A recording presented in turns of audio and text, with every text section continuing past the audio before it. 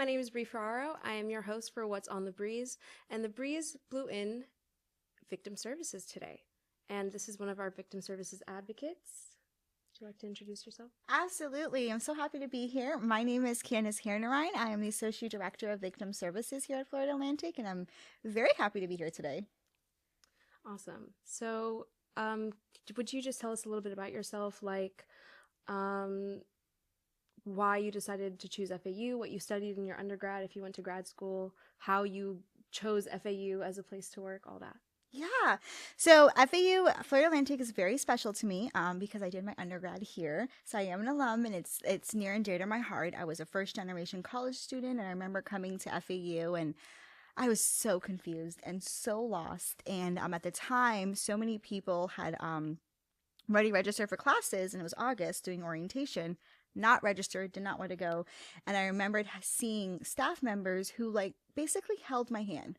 They didn't literally hold my hand, but they basically held my hand through the whole time and helped me graduate. And I just felt such a connection to be around such a good community. I mean, this is a large university, but we make it in ways that you could create these intentional connections. And so I appreciate FAU for that. I did my major in criminal justice. I did a minor in Spanish, which most people don't realize. Ask me to talk Spanish now? Absolutely not. I don't have any of that still with me. I don't speak Spanish anymore. I kind of lost some of that in the last couple of years. And then I went to grad school in Louisiana. I went to LSU and I did my master's in education. And there was a concentration, particularly at the time, in focusing about people and the intersectionalities of people, and we did a lot of work in understanding the leadership in higher ed, and so really great experience. And then I came back to FAU because it was special to me, and my family's in South Florida, and it's really nice to come back home and then have home at work, but also have that home feeling with my personal life.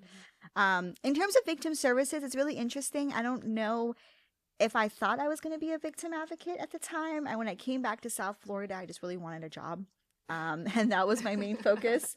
So to find something that was some of the work I was doing in Louisiana was just a blessing that just happened to work out, and I'm very thankful for that.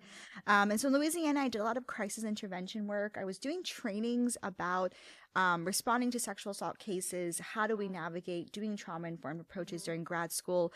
Very unique and very different for people because sometimes people don't have those experiences, but I was doing that for some time and also working on call. So I had a lot of tangible experiences, and when I came down here, and the position was an option, I was like, yeah, let's apply, let's do it.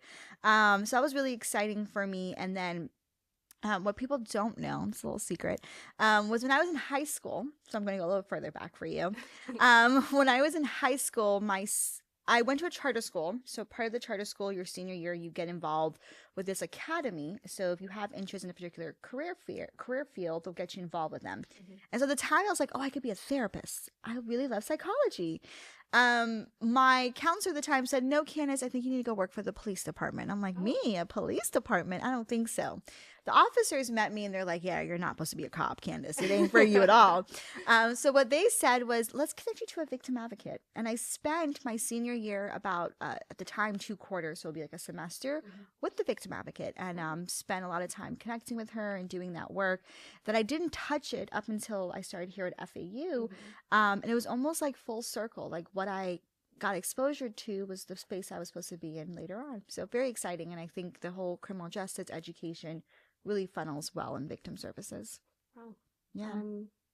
I know that you mentioned like sexual assault cases and stuff like that. In college, I feel like a lot of people, rather honestly, everybody, male, female, trans, it doesn't matter who you are or what you identify as or what sexual orientation you are, everybody is very susceptible to sexual assault or anything, whether it's sexual assault, because I know you guys deal with other things. So everybody here is, especially since we're on our own, a lot of us have become victims of different things, whether it's harassment, stalking, abuse in any way, mental, Absolutely. emotional, physical, psychological, sexual. And from my personal experience with you, it's been, you definitely help. You make us feel like we're heard and seen. And I feel like having that space on campus and knowing that it's like something that we can go to, because it's not just you now. You recently got somebody else to work in Yes. your office with you. Yeah. So now you're not overloaded, and now we have more people to talk to. We have a safe space to go to if we just need to unload, talk about something that is very vulnerable. Even if we're not ready to talk to a therapist or professional like that about it, we can always talk to you. And I think some stuff like that is very important to vulnerable young adults like us who are away from home, Yeah. or even if we're Absolutely. close to home, it's still It's still very hard. it is. I appreciate all that you're saying, even recognizing the growth in victim services here at FAU. No, it is so hard to have the conversation, even recognize that like what is happening to me is not a good thing. Because sometimes for many of my people who come to my office, they recognize something happened, it wasn't a good thing. They don't know what it was. They can't define the abuse or define what that victimization is. And so, yeah, sometimes for us in victim services, we're that listening ear, right? To kind of bounce off and like, these are your options. These are your rights. I always encourage people, come talk to us, because at least we can let you know what your options are and your rights so you can make the best decision for you. Don't make a decision because you're thinking this when you really have options for all of this. And I appreciate you saying that, because we want people to be heard. A lot of times when someone is victimized or they're a survivor, they lost power and control. They don't know if they're being seen or heard, or they're questioning their value right now in whatever those places are. And so, yes, come talk to us. I appreciate you saying that you were seen and heard, because we want people to be seen and heard, that you are a valued person in society, that no matter what happens to you, it doesn't determine the rest of your life. There's things that we can work on. There's pieces that we can provide support, and we can help one step at a time. And so, yeah, it's very hard. Oh my goodness. And I think it's also hard because when you're young and a young adult, particularly individuals in that early 20s, you're defining what it means that you want to be an adult in society, but you're also dealing with real world stuff. And so it's taking on these things that you're like, okay, but what do I do? Because usually I would call my family. I don't want to call my family now. Exactly. And sometimes you don't want to tell your family right away, right? And you don't want to have that pressure. And so, yeah, come talk to us. And then we'll figure out from there what you want to do. Absolutely. Now, I will say, and I do like to be honest with people about it. Victim services were not confidential here at FAU. And so when we talk to people, we really do encourage that we do take notes. You know, we do document within our case files, but our focus is making sure that people are heard. We're providing support and providing that crisis intervention for sure. Yeah. It's good times. And I think when you talked about like the types of crimes, you're right. Like we don't just do any form of victimization. It's all the victimization. And so I tell people, no matter what it is, if you identify as a victim, if you perceive yourself as a victim, if you're experiencing something that could be victimization, come talk to us. We're happy to help. Okay. Just for like a little bit of clarification for all the people watching, Yeah. how would you define being a victim or victimization, especially with us in our age group? How would you define that? Like what it might look like, what it might not look like? Absolutely. Oh, these are such great questions. So I would say, for victimization, one of the things I will say is I've had people who would come to me and identify as a victim, because that's how they're seeing themselves, right? And they can use the word victim or survivor. And so sometimes you personally view yourself in that capacity. But the other aspects I'll say is like, we help with like harassment, discrimination, any form of sexual violence, dating, domestic sexual assaults, fondling and stalking, but also like hazing and bullying and physical batteries, like we assist with, right? For my college age students, theft and scams are really popular, unfortunately, and so we help with those concerns. And so when you look at like the law, right, and for people who are involved in like criminal justice or in poli-sci, or people who are really involved in policies, anything involved in Florida statute that could be a charge or criminal, right, aspect. If someone can be a victim in that moment, we're going to be helping them as well too. Because if there's a physical assault, well, you had to assault somebody, right, or something, and so that person would be that victim in that moment, right? And so we'll help with those capacities. We've helped people who are witnesses, right? So it didn't happen directly to me, but I saw something and I just need to figure out what I'm supposed to be doing or what my role is. Or sometimes people are just afraid of retaliation, right? And so retaliation comes up often, because retaliation is a real fear. Like if I do this, I don't want you to come and harm me because I'm making a report about somebody else. And so we talk with people about that as well too. And so there's a lot of ways, like there's the actual legal definition, But here at FAU, I'm very thankful that people allow us to support our students, support our faculty and staff, if they're coming to our office seeking that support and help. And so I said, if you think it's victimization, if you think it's a crime, if it's something that you're like, I'm not sure where to go, but this is what's happening to me, come talk to us, and then we can help guide you accordingly. Wow. Yeah. I actually didn't even think, like, the thought didn't even pop into my mind to think of, like, theft and fraud and all of that. Like, damn. Yeah. Yeah. And it's the theft and ones are really tricky because, sometimes people get loss of like thousands of dollars. And when you think about a college age student, if I lose thousands of dollars, that's the rest of my money for the rest of the year. Literally. And so what am I supposed to do? I'm waiting for the next semester before financial aid kicks in. If my financial aid is looking great and I get a refund that year, sometimes it's really tricky because depending on how much access they have to your accounts, then they're able to access other things too. So we talk about like ways to check your credit, ways to redo your passwords, ways to report those concerns, because it is sometimes a longer process depending on how detailed it gets. Yeah. It's giving one-stop shop. To some degree, like GetWise is that one-stop shop. We're kind of like a one-stop shop too. But we try, you know what it is? I want our victims to come and then get that information and not have to go to 10 different places to get that one information. Because it's so overwhelming when you're dealing with trauma. So yeah, we appreciate that. Yeah, literally. I dealt with a issue earlier this semester, as you might recall, and it literally felt like I was running all of the way up and down this campus. And now that I'm thinking about it, I probably should have just come straight to you because I went to the dean's office, I went to SG, I went to the police department, I went back to the dean's office. It was such like a whole runaround, literally a whole runaround just to figure out, okay, well, that was easy. I feel like I could have figured this out a lot sooner. Yeah. Well, so here's the thing. I would say, like, even if you come to us, it doesn't mean that we're going to tell you, like, you might have to go to the dean's office and PD. But the one thing that we'll talk about is, like, things to be considering when you approach these offices, what these offices can provide to you when you go there. Because sometimes people go to the police or they go to the dean's office or they go to SG or wherever they're going, they're thinking about, well, they're going to be able to do X, Y, and Z. But what if that department, based on their policies, can only provide X and Y? And so we go over, like, to manage expectations and manage for them to understand what they're getting in those moments. We talk about what they'll provide, what to expect, what you should be providing when you're talking with them, and how to best help them. So yeah, so we might still have had you go to all those offices still, but we probably give you a little bit more direction in that because depending on what that looks like and what support you would have needed. Wow. Yeah. I remember you mentioned something about confidentiality, and I know recently UP published a story and a couple letters to the editor and editor's notes on the fact that we interviewed a student who gave us some very insightful information about how they were feeling and their views and how they were perceiving certain things that were happening in the country politically, not just in the country, but also outside of the country where they may have come from.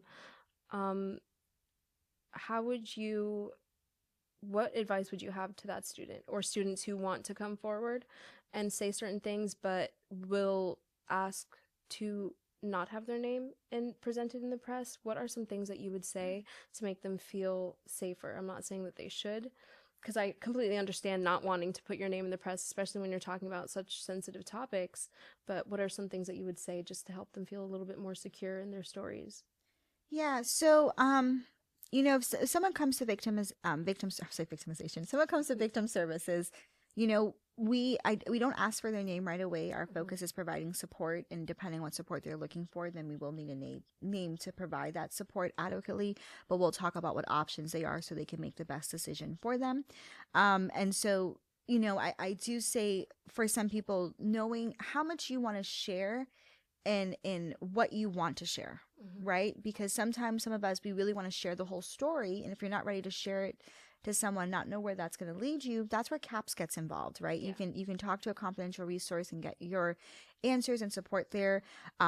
With victim services, we have a partnership with Palm Beach County Victim Services as well as Nancy J. Connerman Center down in Broward. And so if I have someone who's identifying as a victim who wants to talk to a confidential advocate, we make sure they connect with them first and foremost. We want to make sure their rights are protected. They know their options before they start talking to a lot of different people. because it's really hard. Like if you want to, let's say if you want someone to be held responsible for their crimes, well, part of our Constitution rights is that person has a right to know who filed the reports against them and what evidence is coming forward. And they have their Miranda rights, like they have Constitution rights that they have to be afforded. And part of that's knowing who's bringing these claims against them. And so we want, for someone that we work in our office, we let them know that if you are going forward anonymously, this is how far it's going to go. Because at some point, if we need evidence, if it goes to a hearing, we need people to attest at the hearing certain information in front of a judge or even for a university process. And so letting them know what that looks like if they continue to go anonymous or if they give their name, these are the things that they can be afforded. In our systems, there are the ability for people to get a no contact. There is ability for people to have certain protections when their name comes forward. And that's depending on if they continue to pursue that process in that case. That's based all by the law. So we work with them through what the law will provide and letting them know, okay, so if this is what they're going to do, what do you want to do in return?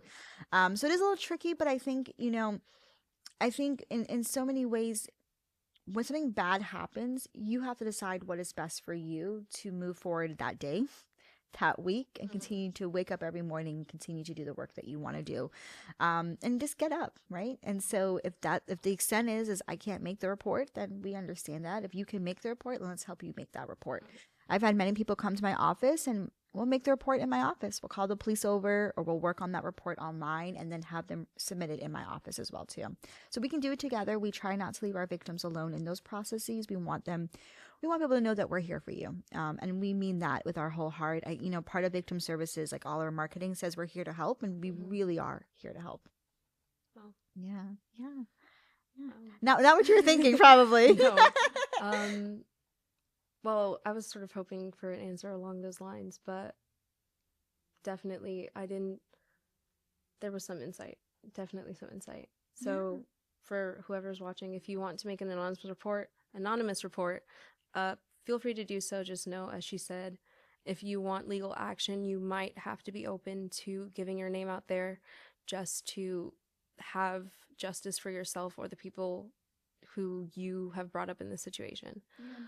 And I will say the other thing is like, FAU PD, our police department, they're so great. They have on their website and even through OWL Ready, we have the silence witness tip. And so you can send in anonymous tips to the university police. It is tricky because if they have additional questions, they don't know who to go back to. But it does start the process that their investigators or the crime analysis team or even officers to go check out certain things across campus. Our university reporting page, fau.edu/report, there is a part on there where you include the reporter's information. But for our students, if you're not sure what information you want to provide, you don't have to put in your reporter information.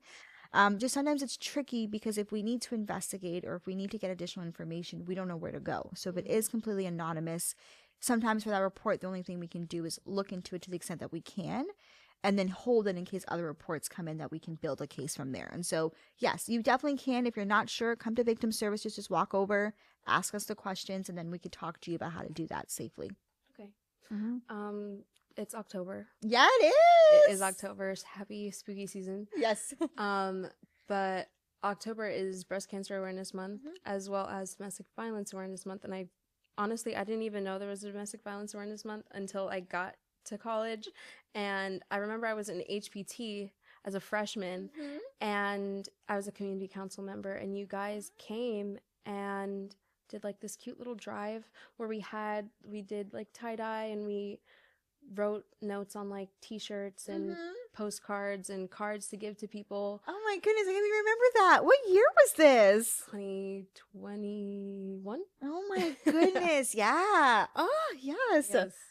It was so cute. I still have the pictures. Yeah, I can't believe it was so funny. Just the other day, someone sent me a picture of us doing an event in HPT in the multi-purpose room. Yes. And I looked at it because my hair was different at the time, different color and all too. And I must have been like 21 or 22. And I was like, where did you find this photo?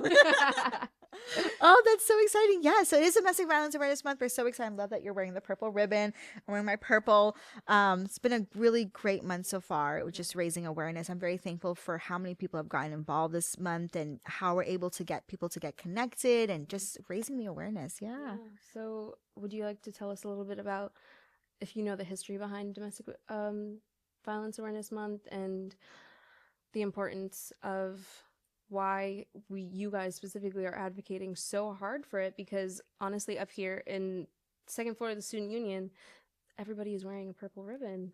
Everybody is wearing a purple ribbon, and you kind of expect them to be wearing pink, but but seeing the purple ribbon, it makes me question, okay, what's happening? Why is this so important? What's going on? Oh, I love to hear that everybody's wearing the purple ribbon. You are warming my heart right now. So I don't know if I could speak to the origin. I don't want to misspeak in that capacity, but I will say for domestic violence, domestic violence is a really tricky subject. And I say that because domestic violence cases can go to 0 to 100 really quickly. And it's really a challenging case. When we talk about domestic violence, I don't know if you've heard about the power and control wheel, but power and control is centered by that power and control. And the abuser has these many ways that they can use to continue to have that power over you. Mm-hmm. So for some people who are married or living with that partner or even family, right? If they are owning the finances, they have power over you. Mm-hmm. You can't have a job, you can't work, you can't try to get out of there because they have all your money, right? I've had cases where people use academic abuse, right? Mm-hmm. We won't allow you to go to class, we won't allow you to take your exam, and so how can you perform and then build your future if you can succeed? Past cases, people talk about the sexual, the emotional, the psychological abuse, right? And those exist in so many ways, because if someone can manipulate, intimidate, and create that fear and have that power over you, they're going to control what you do moving forward. And that is really, really hard. And domestic violence cases, particularly, you're living with that person. And when you talk about the living component, it's not like if I got into a fight with you and I walk away, I may never see you again. When I'm living, I'm going back to home to you every time. Not you, but like, no, I know. It's literally like, I know where you lay your head at night. Mm-hmm. Exactly. And so like when I work with someone, I focus on like taking one step at the time, breaking it apart, because it's not just a complete breakaway. It's very tricky.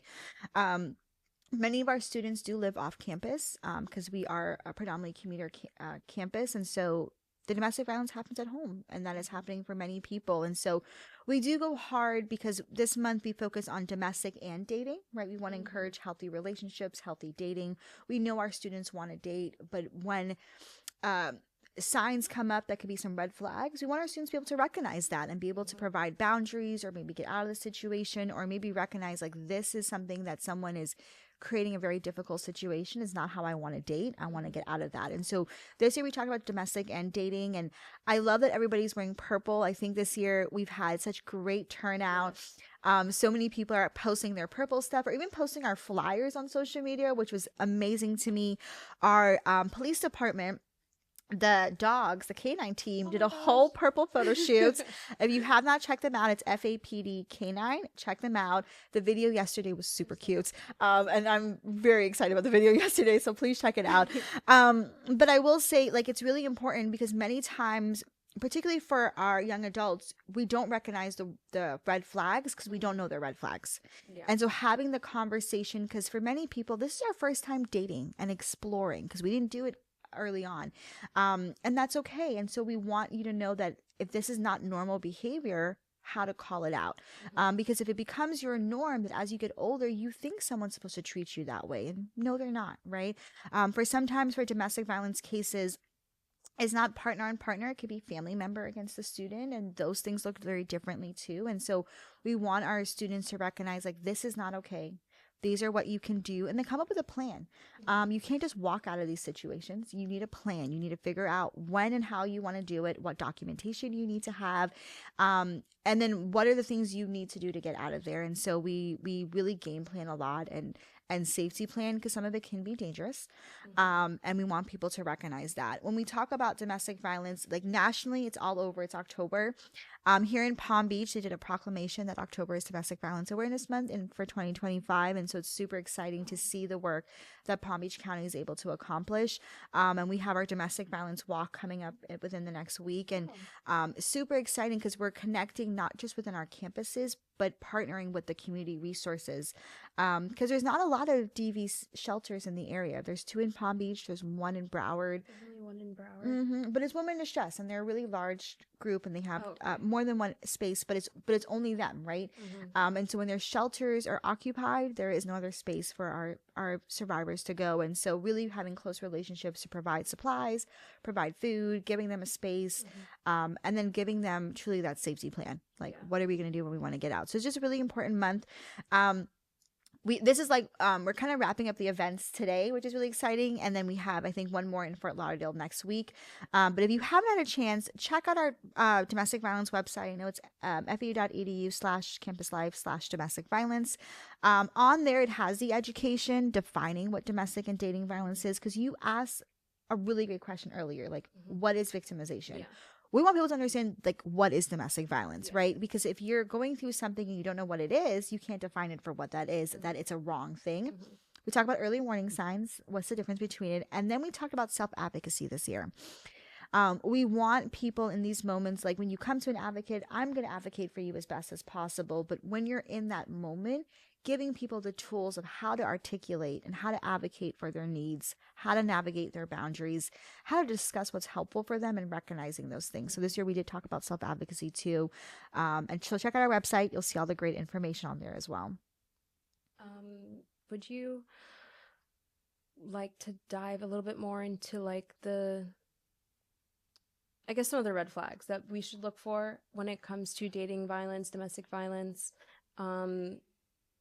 I guess sussing out the field when you're looking for somebody to date or build a relationship with, or even if you're already in some kind of relationship with them, whether it's a friendship, because I know domestic violence can happen in friendships. Yes, because if you're living with them and they're roommates and stuff, absolutely. And self-advocacy, I feel like for a lot of us I feel like for a lot of us it might be a little bit of a problem, because we might think that we're advocating for ourselves in the best way possible, but there's always room for improvement, and that can be said about literally anything in life.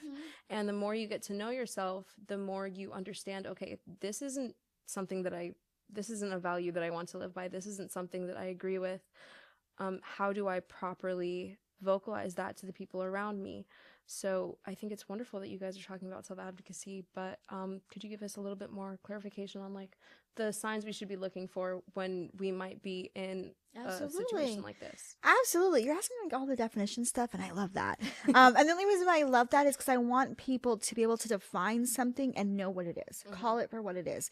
If you don't know what it is, you're sitting in a place of like, I don't know if I like this. I don't know how I feel, but I know I don't like this, right? So when we come to red flags looks different between dating and domestic, because domestic's that living component, while dating, like you're hanging out, you're spending time together, probably going on dates or spending time in each other's rooms, but it's different because you're not living together. So there's a little different in terms of that. I will say the first thing I will say in terms of red flag signs, and I know it's not on our list, but I have articulated, I've spoken to different classes and stuff, and different student organizations this month. If your gut is telling you something is wrong, something is wrong. Okay? Trust yourself, trust your instinct, trust what's making you feel like, I don't like how they're talking to me, or even when they talk to you, you're feeling in a way that like it's not good, or you're going in a downward spiral. That starts those unhealthy pieces where it could be red flags happening. Because in a relationship, you know, there's times where you have tough conversations and you learn and you grow together. But if you're not learning and growing together, and those tough conversations, you know, you are being put down, you're being talked down to, you're being told like this is what you're going to do without compromising, without having a conversation about what you want to do and what you don't want to do, those aren't good relationships and good signs, because as you move forward in that relationship, they're going to continue to control that power and telling you what to do and what not to do. I know I tell people, like, if you're in a situation and you want to do something and your typical nature would be to do something, but now you feel like you can't because of this person, and you know that they're going to attack you in certain ways because of that, that could be unhealthy too. If someone's been belittling you, or the way they talk to you, they're just yelling, those are some concerns too. If someone's gaslighting you, right? Like That's a problem that a lot of us have. like you know that they're blowing smoke up your windows, because truthfully, that's not real. And that's not what's supposed to be going on. Yeah, that could be a little unhealthy as well. I would say if these are your goals, and you're trying to get to your goal, but you keep not hitting your goals because whoever in that situation is prohibiting those goals from accomplishing, I think it's a good time to reflect. Is this healthy and unhealthy for you in this moment, right? Some things are hard because what if it's family abuse, or what if it's someone who you've known your whole life, and it's a really, really close person to you? I think it's important to now consider, what relationship do you want to have now moving forward? And what boundaries do you need to set that's helpful for you to continue to grow and do the work? And that could be in any capacity, just living your life. Because and you made a really good point, like if you don't know you, you won't know that this is like uncomfortable for you. And so that's why I said, if you're feeling uncomfortable but can't define it, start there, right? There was many times when I was younger that I didn't like how I felt, but I didn't know what I was feeling. I just know I didn't like it. Start there and begin to develop, like, what about it in that moment made you not like it? Was it the tone? Was it what they said? And then see if that keeps happening for you, right? And if you keep going to those places, well, something's going on there. If you're unsure and you need to process, please go talk to our counseling center, right? I think It's free. it's so great. I love them. It's free. They're located on the second floor of the Breezeway.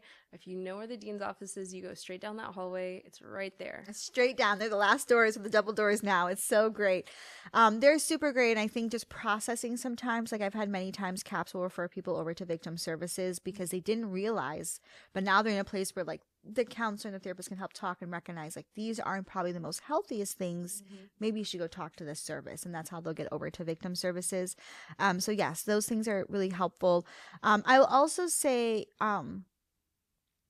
if you don't have autonomy over your things and your body and your life, I think that's the moment to start recognizing what those concerns are. There's sometimes, out of respect for family, you do things because that's culturally appropriate or what's important for your family. But what if it becomes to a place where you can't move forward in your goals and what's helpful? Then yes, definitely, I think it's important to start recognizing and taking a moment to be like, what's going on here? That's unhealthy. And a lot of times it's just recognizing that moment when it's unhealthy. If you are a friend or someone who is supporting your friend who could be in a difficult situation, being a listening ear and then being willing to let them know, like, that's not common and that's what you should not be going through. Because sometimes for many people, their friends are the first person to tell them that what they're dealing with is not okay, and then that's how they get connected to support. And so also for friends, being prepared to recognize, like, hey, what is going on, and why haven't you been around, or why are you isolating yourself? Like, we really want to hang out with you, but you keep, and if they say like, well, I can't because I need to do X, Y, and Z. Well, you were able to a couple months ago. What happened now? What has changed? And we don't want to assume because everybody's situation looks differently. So really just trying to understand what's going on so that way you can be a good friend in that moment, and asking them, okay, like, well, what do you want me to do now? How do you want me to help you in this moment? Or if you need help. Absolutely. You can't help somebody who doesn't want to be helped. Absolutely. That's why I tell people, don't assume, making sure that you get clarification before you move forward. So I know you talked about early warning sign, but I kind of went into a place of supporting someone. But yeah, no, like I think it just, early warning signs, check out the website. We have a whole list. We also have information out on social media at FEU Owls Care as well, and FEU Police Department that really also talks about early warning signs and self-advocacy. And so yeah, check out the website. Yeah. I think that, no. There has to be more. This has been such an insightful conversation, and we as young adults are very vulnerable, and we're not quite fully in the workforce, and we're still studying, we're still struggling financially because, broke college students, we're broke as hell. Yeah. Tuition, rent, food. It's expensive in South Florida. Especially in Boca. Lord have mercy. But, I feel like now that we know that we have an outlet, we have a resource that is available to us completely for free. Guys, I promise FAU actually takes care of us. Knowing that this is a resource that we have on campus. And wait, do you guys work with other campuses? Is it like FAU as a whole, or is it just mainly Boca and Broward? No, good question. We do all 6 campuses. So every campus, and then yes, there's Harbor Branch up in Fort Pierce, Jupiter. the 3 in Broward, so Davie. SeaTac, and Fort Lauderdale, and then our Boca campus. So it's the 6 campuses. And then what's in the jurisdiction. So like here on FAU in the Boca campus, we have Henderson, our school. We have Palm Beach State and the local businesses. We will support those community members as well too. We also assist faculty, staff, and students and community members. And so I say that because it could be anybody on this campus in that capacity that will help. Even our faculty and staff. I mean, life happens to anybody, and we want them to know that here at FAU, we do care. We want to support. Come talk to us so we can help you through what that may look like. And then, oh goodness, you said something and I was thinking of something and I don't remember. I'm so sorry. But yeah, and then I will say, it could be on campus, it could be off campus, it could be 10 years ago, it could be right now that it's happening to you. Time limit, jurisdiction is not a concern for us. If you're going through something, you need support, or you could have been triggered in this moment and now you're going through those same trauma moments you did happen 5 years ago. Come talk to us. Trauma, I tell people, is like an onion. The more you peel it back or the more you learn more about yourself, you're evolving and growing and not realizing how these triggers can now change in these moments. Talk to us. We'll work with you one step at a time. And another thing is, yes, we are a free service. Please come talk to us. But I do like to tell people it's not a quick fix. Sometimes in this sector is a quick fix. Not at all. And some people, want like a quick answer, or, tell me what you want me to do, or tell me what my answers are. We can't do that. We want to make sure you know your options. And sometimes it does take time, right? A couple months, maybe a couple weeks, whatever that looks like for you. If someone files a criminal case, that could be a couple years before it's resolved. And so we will help you every step of the way, but it's not a quick fix, and that takes time depending on the layers and how involved someone is in that situation. Yeah. Thank you. Thank you. This has been very insightful. I'm glad that I was able to have you here. I'm glad that knowing that we already have a relationship, and I've come to you on multiple occasions, even if it's just for like some very simple things or just to say hi, knowing that you are here and that victim services is growing.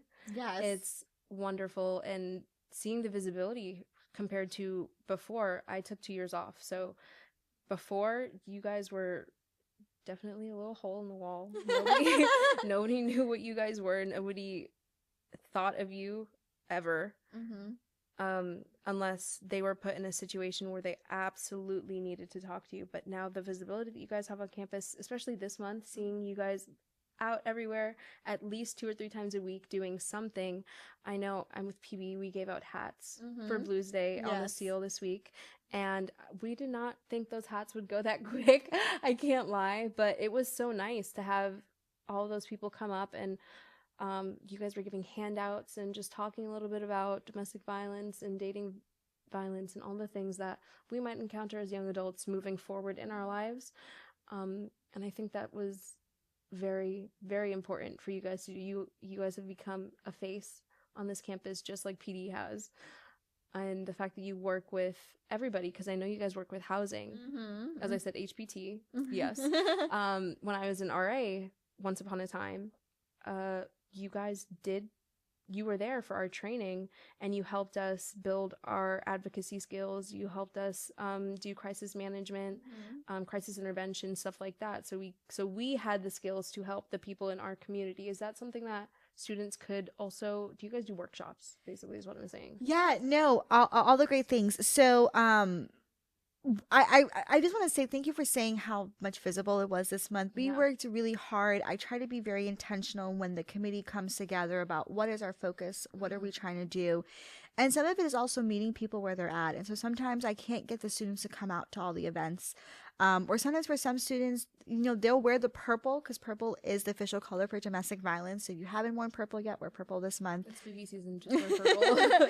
And so for me, it's getting people to wear the colors, wear the things if they can show up, because it starts a conversation, right? If someone passively sees me in my purple and I have my things, they're like, well, what's that for? If they see the room, like, what's that for? And then you could start the conversation there.